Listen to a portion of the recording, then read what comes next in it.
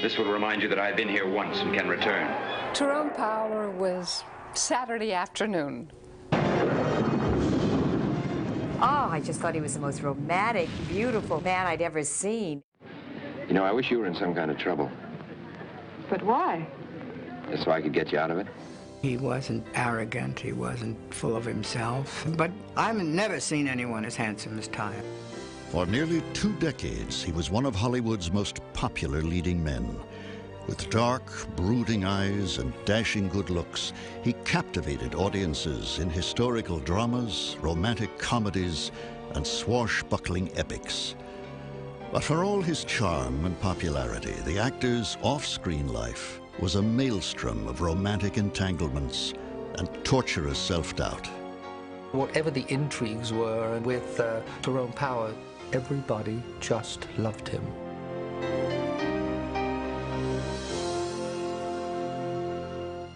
On May 5th, 1914, in Cincinnati, Ohio, Tyrone Edmund Power was born into an illustrious theatrical family. More than a century before his birth, the child's great-grandfather, Tyrone Power I, became the toast of New York when he brought his repertoire of Irish comedies to America. 2 generations later, Tyrone's father, Frederick Tyrone Power II, toured the country as a well-known Shakespearean actor, with his wife, Patia, a respected actress and drama coach. In 1916, the Powers moved to Hollywood, where Tyrone Sr. found work in the burgeoning silent film industry. But after the birth of a second child, daughter Anne, in 1917, the couple's marriage became strained by the popular actor's frequent backstage love affairs. When offered the lead in a Broadway musical, Tyrone Sr. headed east, leaving his wife and children behind. He tried to remain close to all the family, but he was gone, just out of the picture a good part of the time. Left alone in California, Patia soon filed for divorce. The single mother supported her children with a series of acting jobs in local theater companies. She also prepared Ty and his sister for the family profession, schooling them at home in voice control, diction, and fencing. In 1921, 7-year-old Ty made his first stage appearance in the role of a young Franciscan monk. His debut impressed a reviewer for the Los Angeles Times, who singled him out as a miniature hit. But Patia Power found it difficult to make ends meet in Hollywood, and in 1923 returned with her children to Cincinnati. She said to her son, you have to remember to bend like a tree, because life is difficult and it's got a lot of storms in it, and there's heavy winds, and if you don't bend, you'll break. So bend. As the jazz age dawned, Tyrone matured into a strikingly handsome young man, a young man obsessed with the stage. In his final year at Purcell High School, he starred in his class play, and the yearbook proclaimed him the logical successor to John Barrymore. His father had been a Shakespearean actor, and he wanted to emulate him. He had a letter that he received from his dad giving him all this advice about his career, kind of like Shakespeare's advice to the players in Hamlet. But Ty was very proud of it, and he said, I'm going to live up to this, and I'm going to be a bigger star than my dad. In a career spanning 44 years, Tyrone Sr. had by now played opposite the most famous stars of the American stage and appeared in numerous films, including Raoul Walsh's epic western, The Big Trail. Am I supposed to wet nurse them wooden-head pilgrims cross the plains? Well, now, the more that goes along is better for them and for you, in case the Indians jump you.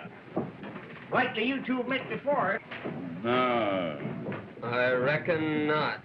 The macho screen image of the veteran actor stood in sharp contrast to that of his fair-featured son. And at 16, the aspiring actor sought the guidance of his worldly father. He did feel, I think, that either Mr. Power, his father, or his great-grandfather, the other Tyrone Power, would say, boy, you are following in our footsteps. Agreeing to take the boy under his wing, Tyrone Sr. planned a rugged camping trip at his summer retreat in the Canadian woods. It was here that young Ty would finally get to know the man who had abandoned him so many years before. They had their first time alone together, several weeks, And Tyrone told him of his ambitions to be an actor, and he spent most of that time trying to teach his son to project his voice. Impressed with his son's dedication, the experienced actor brought the boy to Chicago, where Power Sr. starred as Shylock in The Merchant of Venice, and Junior apprenticed in a minor role. In hopes of establishing their acting dynasty in Hollywood, Tyrone Sr. next invited Ty to accompany him to California.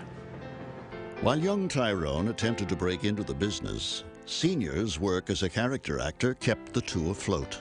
Success seemed assured when the elder actor was assigned the title role in Paramount Pictures' The Miracle Man. But shortly after filming began, tragedy struck when the 61-year-old actor became gravely ill. He was stricken about 6 weeks into that film, felt badly and had to stay home. And he called Tyrone, and he was staying in the men's club, and Tyrone went over to him, and right away he sensed his father wasn't well at all. On December 23rd, 1931, only 6 months after their summer reunion, and 2 days before Christmas, Tyrone Sr. suffered a massive heart attack and died in his son's arms. Now broke and alone, the teenage actor struggled to find work. But while his family name and striking good looks often opened doors, his lack of experience landed him back on the streets. Desperate, he took a small part as an extra in Universal Pictures' Tom Brown of Culver. But the lack of other film offers suggested he might have better luck on the stage. Heading to New York, Ty auditioned for Katharine Cornell and Guthrie McClintock, the impresarios of one of the nation's most prestigious theatrical companies. After being hired for several small roles, his first big break came when he was cast as Benvolio in the company's landmark production of Romeo and Juliet. When the show opened in Los Angeles in 1935, Ty was spotted by a studio talent scout who quickly offered him a 7-year film contract at $200 a week. Ty turned to his mentor, Katharine Cornell, for advice. She said, "Don't do it. You're not ready." She said, "When you're ready, you'll get more and it will be the right time, but don't do it now." And he didn't. He told them no. Declining Universal's offer, Tyrone continued his stage training, appearing with Cornell in a revival of George Bernard Shaw's St. Joan. But at the end of the season, Hollywood beckoned again, and this time the 20-year-old actor couldn't resist. It was a telegram from 20th Century Fox scout who was in New York if he would take a screen test. We went out and celebrated. He bought champagne, and we were just so excited for him. And then when he took the test and he got the contract, of course, he was on cloud 9. In 1936, the studio star system was thriving, and while Metro-Goldwyn-Mayer boasted more stars than the heavens, fledgling 20th Century Fox struggled to establish its own galaxy of talent. Shirley Temple reigned as the studio's top moneymaker, and Alice Faye was its leading lady. But studio boss Darrell F. Zanuck desperately needed handsome male stars to complete his roster. In order to test his new contract player's screen appeal, Zanuck gave Ty a small but effective role in the romantic comedy Girls' Dormitory. What will it take to cheer you up? A diamond bracelet? $1 million francs? Or a dance with me? I don't feel like dancing. Have a drink of champagne. Or maybe I could entertain you with a few card tricks. Though given just a few lines at the end of the picture, Ty captured the attention of powerful Hollywood columnist Hedda Hopper, who claimed she sat through the movie twice just to learn the dashing bit player's name. Nevertheless, the young actor could not convince Zanuck to give him his big break. Frustrated, Ty called on his father's old colleague, director Henry King, who was beginning work on Fox's most prestigious picture of the year, Lloyd's of London. Although popular Don Amici was already slated to star, King recognized potential in Power and decided to give the young man a screen test. And they ran the test of Don Amici in costume for Lloyd's of London, and then they ran the one of Tyrone. Well, all of the yes men around, Zanuck said, "Oh, Amici's the one. He's great," because they thought that's what Zanuck wanted to hear. But Zanuck turned to Henry King and said, "Well, now which one do you want?" And he said, I would go with Power. For one thing, he's better looking. And he said in a few years' time, he's going to be a great star if you do the right things for him. At 22, Tyrone Power, heir to an acting legacy, was about to embark on a career that would far exceed anything his ancestors could have imagined.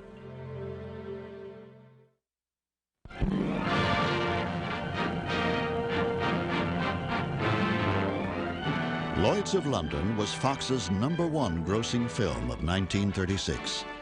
In his very first major role, Tyrone Power had become a star. I'm a waiter at Lloyd's, am I? Well, I'll serve her. Jonathan, don't. I'll show her. Don't. I'll climb so high. Quiet, I'll cut a path so wide. You're disturbing the patient. They'll doff their hats. Ty was 23 when he became this gigantic star. He never seemed to be a neophyte or a gangling boy. He was a young leading man immediately. With his newfound success, Power was rewarded with a new dressing room and a raise to $350 a week. He was also receiving an astonishing 1,000 fan letters each day, many from women requesting more love scenes in his future films. Recognizing his new star's potential, Zanuck rushed Power into a series of light-hearted musicals and gripping dramas. Oh, you're crazy! You're crazy! Maybe, but I was sane enough until tonight. Then I heard you sing. And something happened to me. Something swept over me I'd never felt before or ever expect to feel again.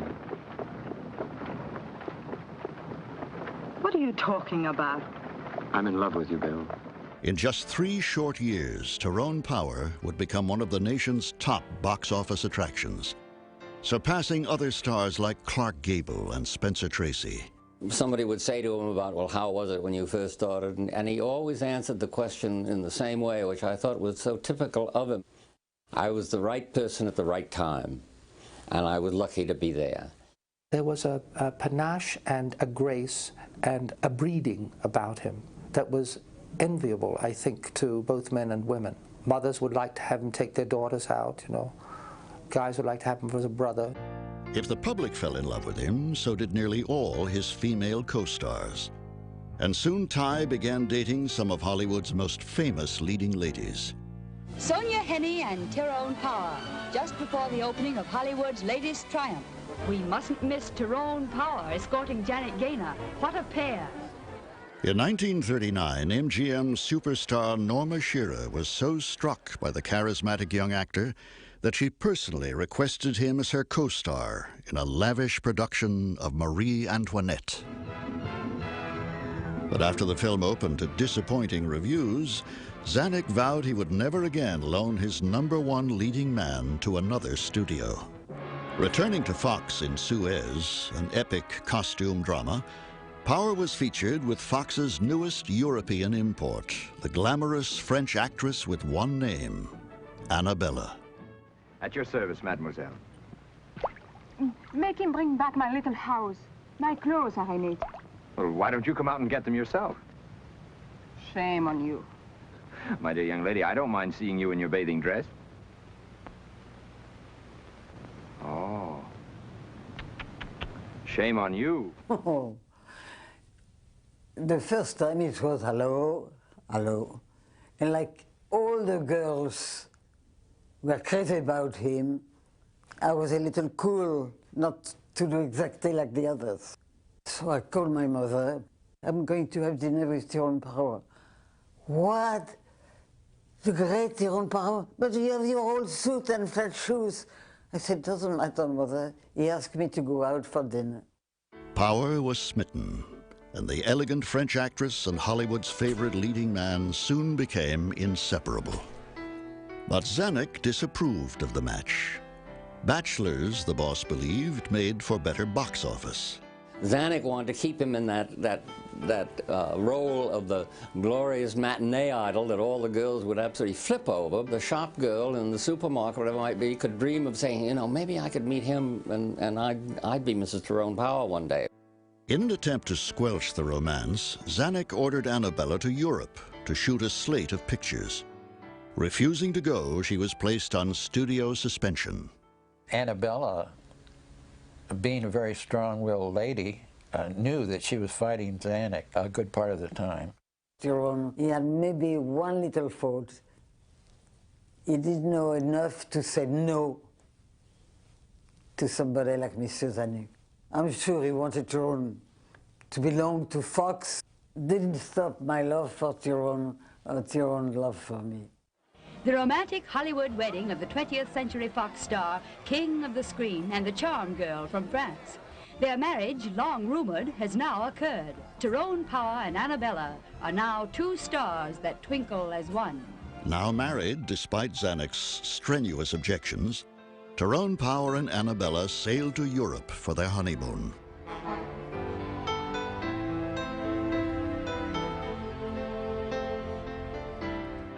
Soon after returning home, Tyrone adopted Annabella's daughter, Annie, and the new family moved into a stately house on Salt Air Boulevard in Brentwood, California.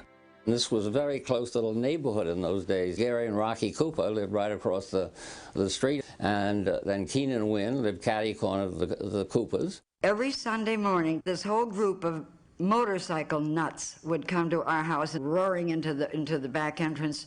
Tyrone, Watson Webb, Clark Gable, Fred McMurray, Cesar Romero, whom we all called Butch. They were so handsome, you couldn't believe it. They had these big goggles on and the mud all over them. Happy as clams, they were so thrilled, and then they'd start, you know, having a nice little drink or two and swap stories about who did what to whom and who splattered the most mud on somebody, whose motorcycle went out and fell down the hill. It was fun, very cheerful, and full of friendship and heart. That was the most important. We are all the time kidding and having fun. But while purchasing their dream house, the couple made a shocking discovery. Tyrone Power, one of the most successful actors in Hollywood, was almost broke. Uncle Frank Adams, who was his business manager and agent and who had been a great friend of his father's, said, well, there's no money for you to buy a house like that.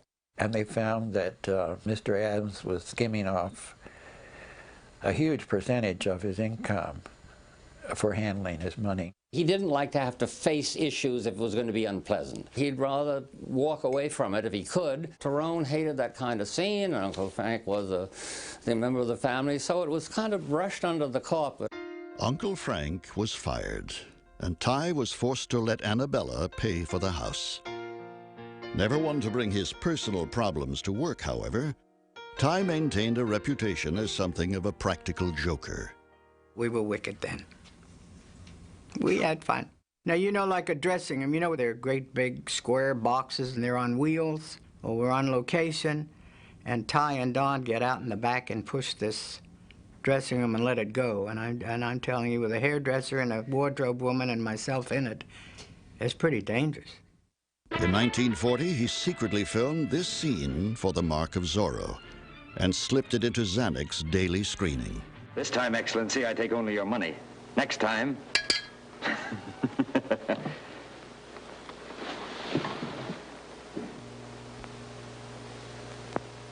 Zanuck. And let that be a lesson to you, damn it. Adios. With The Mark of Zorro, Tyrone Power inherited one of Douglas Fairbanks' most famous roles and the mantle of America's most popular swashbuckling hero. I needed that scratch to awaken me.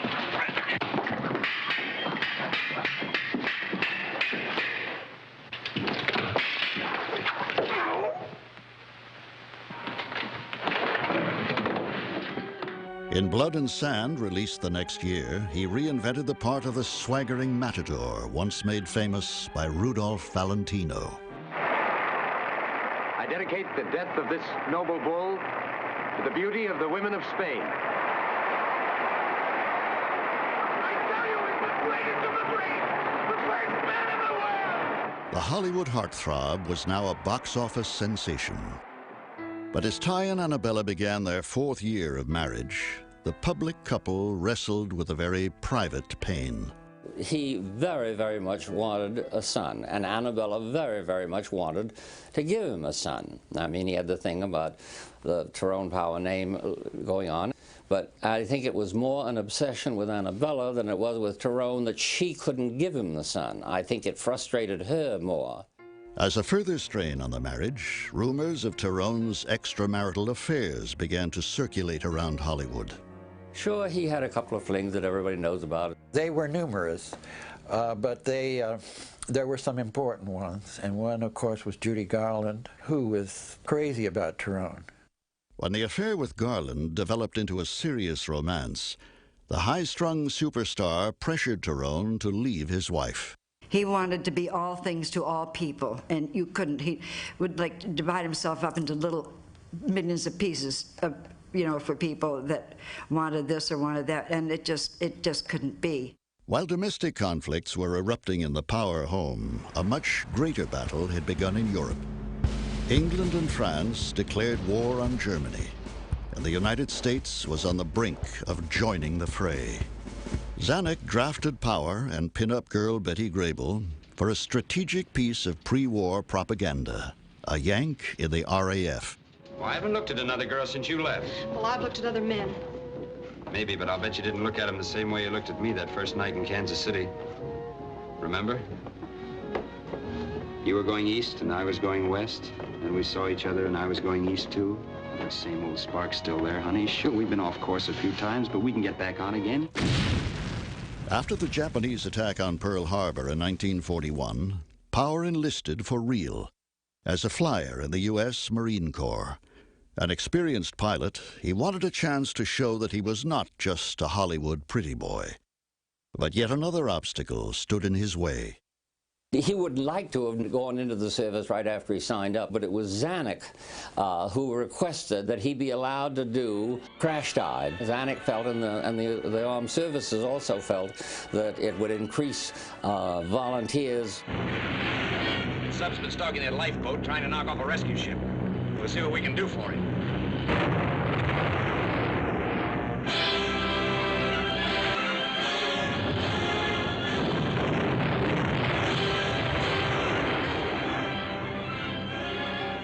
On January 1st, 1943, Tyrone Power reported for active military duty at Camp Pendleton.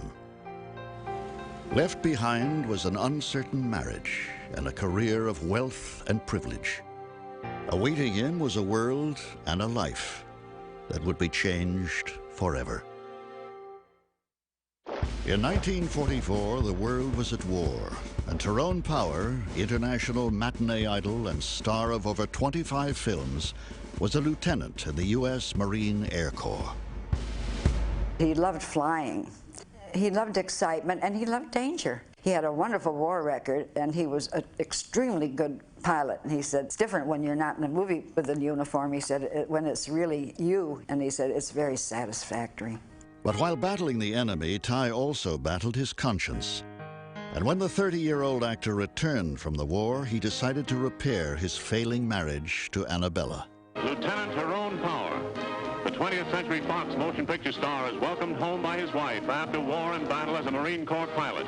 When he came back from the war, when we found each other again, that was marvelous. Canada's wind and snow whip up a welcome for Tyrone Power and his wife Annabella. After 3 years of fighting in the warm Pacific, Tyrone chose Canada's wintry blasts for a vacation, and it looks as if he got them. They're going to enjoy this reunion. Tyrone's out of service now after a distinguished record that included participation in the campaigns at Iwo Jima and Okinawa. They were never like this. For his return to the screen, Zanuck cast Power in The Razor's Edge, a powerful adaptation of Somerset Maugham's classic novel. All the things that had been confused before suddenly became clear to me. I had a sense of knowledge more than human. I felt that I'd broken away and was free. The film captured the hearts of post-war audiences searching for more realistic, mature dramas, and went on to earn an Academy Award nomination as Best Picture. His box office status secured, Power next begged Zanuck to let him star in Nightmare Alley, an uncompromising drama concerning a carnival con man whose web of lies leads to a downward spiral of despair and degradation. I see fields of grass and rolling hills and a boy. A barefoot boy is running through those hills. A dog is with him. A dog is with him. Yeah. His name is Don. Go on.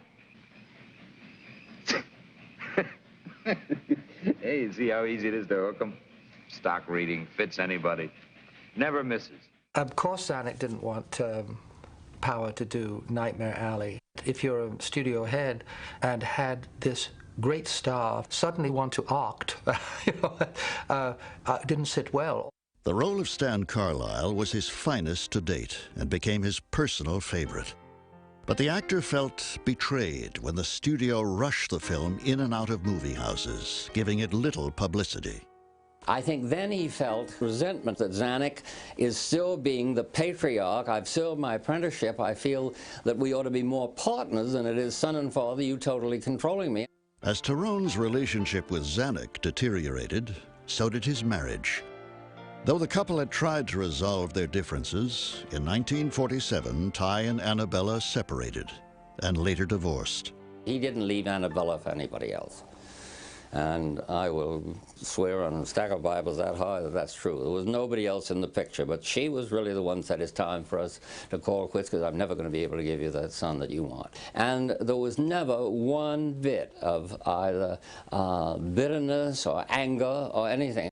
After his divorce from Annabella, rumors began to spread concerning Ty's ambivalent sexual preferences. There was a duality in Tyrone from a sexual point of view, but the men in Tyrone's life never complicated his life, and the women gave him a big headache. After a brief and highly publicized romance with actress Lana Turner, Ty surprised everyone by announcing plans to fly his plane around the world with actor and good friend Cesar Romero. Tyrone Power and Cesar Romero are off on a vacation. Wonder where they're going. Well, we're going to start off with Mexico, then go to Guatemala and the other Central American republics. At the Roman Colosseum, Tyrone Power in Italy, and the 20th Century Fox star tosses a coin into the Trevi Fountain. Ty's life as an eligible bachelor was cut short in Italy when he met young MGM film star Linda Christian. When he opened the door to his fabulous suite, all the bells of Rome started to ring. I don't know, it was incredible. And it was actually the telephone that was ringing. And it was Lana saying, where have you been all evening? Tell me that you love me. And then he looked at me and he said, I love you. And that was that. Following a much publicized courtship, Ty and Linda married in Rome in January 1949. Tyrone Power's bride, Linda Christian, enters the ancient church of Santa Francesca Romana to wed her hero. She's almost an hour late, but Ty waits happily. Tyrone, will you take Bianca Rosa here present for your lawful wife according to the right of our Holy Mother, the Church? I will. All of Rome was just along this street and up the monuments and on the trees and on the lampposts. And I was late because I couldn't get through the throngs. But when the actor returned home, he was disappointed with his next role, that of a swashbuckling hero in a modestly budgeted costume drama. Yes, Esteban. It's me. Orsini. In Prince of Foxes, Power looked tired and older than his 36 years. In 1950, for the first time in 12 years, he failed to rank in the top 10 of U.S. box office attractions. Despite his career frustrations, Ty's life took a bright turn when Linda gave birth to a daughter, Romina Francesca. But when Zanuck featured Power in a series of second-rate films that neither impressed audiences nor challenged his talent, the actor knew that his days at Fox were numbered. You have taken 2 captives from the country of the long knives. The pony soldier speaks with the tongue of the snake that rattles. It is Standing Bear who speaks with a forked tongue. He didn't really feel that he had achieved what he wanted to achieve as Tyrone Power actor. Tyrone Power movie star, yeah, he knew that, but that wasn't the thing that was all important to him. Then he started to become a little impatient and wanted better films and better roles, and was looking forward to the time that he wouldn't be under contract and that he could choose his own material. Tyrone Power had made over 40 films and become an international superstar. But when his contract came up for renewal, he refused to negotiate, terminating one of the longest exclusive contracts in Hollywood history. For the first time in 20 years, the actor was free to choose his own roles, live his own life, and make his own mistakes. Away from what he jokingly called penitentiary Fox, Power discovered a new and invigorating freedom. He was just pleased to be out from Zanuck's thumb, of Zanuck really saying, you are going to do this. He just felt that with his track record of what he'd done in the business, he would like more say with the producer of what kind of picture he would do. But with freedom came responsibility, and he was faced with an immediate dilemma during the casting of his first project. Mississippi Gambler, which was his first independent film, which we were supposed to have done together as the Power team. I had to screen test. My competition was Linda Christian, Tyrone Power's wife. I had to walk on the burning coals to get the part. I was very disappointed, and I let him know that he should have been firmer. When Piper Laurie won the starring role, Tyrone generously gave his co-star some advice. He told me about a trick. When you're doing a love scene, look at your partner's eyes, and then down at his mouth, and then back to the eyes, and then down to the mouth. He said it's very effective. 20 years under Zanuck's tutelage had taught Tyrone how to make a successful film, and Mississippi Gambler netted him over $1 million. 20th Century Fox this week changed its entire production technique for all of its principal pictures and started the production of Lloyd C. Douglas's famed story, The Robe, in CinemaScope. With The Robe, Darryl Zanuck thought he had the perfect vehicle to lure Power back to Fox. But although Tyrone signed the contract to star, he began having second thoughts. He loved the theater, and he had had it with movies for a while. He just wanted to renew himself, you know, revivify by trotting the boards, as he put it. Withdrawing from the film, Power made the rather risky decision to co-star in a staged reading of Stephen Vincent Benet's epic Civil War verse, John Brown's Body. But when the show premiered in New York, critics hailed it the most exciting theater event of the season, singling out Power's extraordinary performance. Touring with the show for more than a year, he turned down one film role after another. John Brown's body lies smoldering in his grave, or whatever. I thought that he was wasting his talent and his energies doing all these different theater things and taking him away from home. And I'd say, you can do a most beautiful film and that will reach the whole world. Why just a limited audience? Inevitably, Ty's theatrical life took its toll on an already crumbling marriage. Naturally, the women would be at his command and call, or whatever you call it, and I would get these rumors that he wasn't alone. And then Tyrone came home and he said, but why do you worry? Why don't you get yourself a lover, too? After Linda's highly publicized affair with screen actor Edmund Purdom, and despite the birth of a second daughter, Taryn Stephanie, in September of 1953, Ty and Linda decided to divorce. I think if she were to do it over, or could do it over, she would have probably preferred to dedicate herself to one man and a family. It just didn't really work out that way. A bachelor once more, Ty was on his own and looking for work. A welcome offer came from an old friend, director Henry King, who asked him to return to Fox for King of the Khyber Rifles. If there's a man among you who will not follow me, let him step forward now and make himself known. I had the lead opposite him in King of the Khyber Rifles. The first scene was a big love scene. I haven't even met him. And Tyrone Power comes in, and my eye started twitching. I mean, there's nothing you can do. And Tyrone, he just took over. He said, Henry, I don't know my lines. Do you mind if Miss Moore and I go and sit on the side and maybe she can help me? So we went over there for about a half an hour. We went over the lines. Of course, he knew them. But he was just so kind. He knew that I was just so completely distraught and nervous.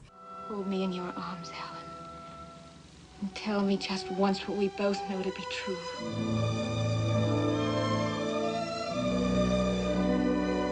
Although he could still cast quite a spell on women, the 40-year-old actor found it difficult to find mature, serious roles. In 1955, he found just the right part, playing Eddie Duchin in the fictional biography of the famed pianist.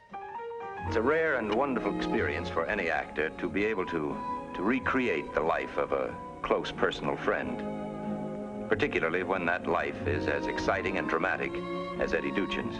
I went to the studio to watch him. He wanted me to watch him practice the piano. This is going to be interesting because I knew he didn't play. So he had a piano that didn't make any sound. And he learned all the fingering exactly like Eddie Duchin did it. He was such a perfectionist. His perfectionism paid off, and the Eddie Duchin story became one of the top-grossing movies of the year. In 1957, Power formed his own company, Copa Productions, and released the taut and suspenseful Abandoned Ship. There were 26 survivors and a lifeboat meant for 12. But you must have sent a distress signal. You had 7 minutes. You must have sent an SOS and got an acknowledgement. One man alone had to say who was to live. I'll hang you for it, Holmes, and with my blessing. And who was to die. By now, the middle-aged matinee idol had proven that he could thrive outside the studio that had nurtured him for so long. But haunting him was a responsibility to his family and his father that he was unable to ignore. Since boyhood, Tyrone Power had been both blessed and burdened by his theatrical heritage. If you go to Grauman's Chinese and you look at what he said in cement, following in my father's footsteps, that meant a lot to him. There was tremendous feeling of being another Tyrone Power who would be remembered as an actor. At 43, Tyrone had reached the stage in his career when he was no longer a prisoner of his pretty face. Years of training and experience recommended him for a variety of more challenging roles. In 1958, director Billy Wilder cast Power as the charming but devious defendant in Agatha Christie's suspenseful courtroom drama, Witness for the Prosecution. You killed Emily French. No, I didn't. I didn't do it. I didn't kill her. I never killed anybody. He wanted to be that character who was really very spiteful and vengeful. I just didn't understand him wanting it, but he said, you see, it's different. And I played those sappy parts in Pretty Boys, and I don't want to do that anymore. The picture became a box office success, and critics applauded Power's work as magnificent. In May 1958, Power married again, this time to Deborah Ann Menardo, a free spirit in her mid-20s who had dated Elvis Presley. Well, he still wanted a son, and we used to talk about it a lot. When he went with Debbie, she told him she would have a boy for him. He said, I have to have a son. Several months after the wedding, Debbie announced her pregnancy. Though devoted to his daughters, the actor fervently hoped for a boy who would carry on the Power dynasty. He said to me, Terry, if I died tomorrow, I wouldn't mind. He said, I've had such a wonderful life. He said, I can't think of anything else I could ever experience. It's been so grand and wonderful. And he said, wait, there's only 2 things I would like. I would like a son, and I would like to die on stage. Later that year, in memory of his father's death, Power filmed this public service announcement for the American Heart Association. For all of us, the most precious element we have is time. But time runs out too soon for millions because of a health enemy that takes more lives than all other diseases combined. That's why 10 years ago, our leading physicians and scientists declared all-out war on heart disease.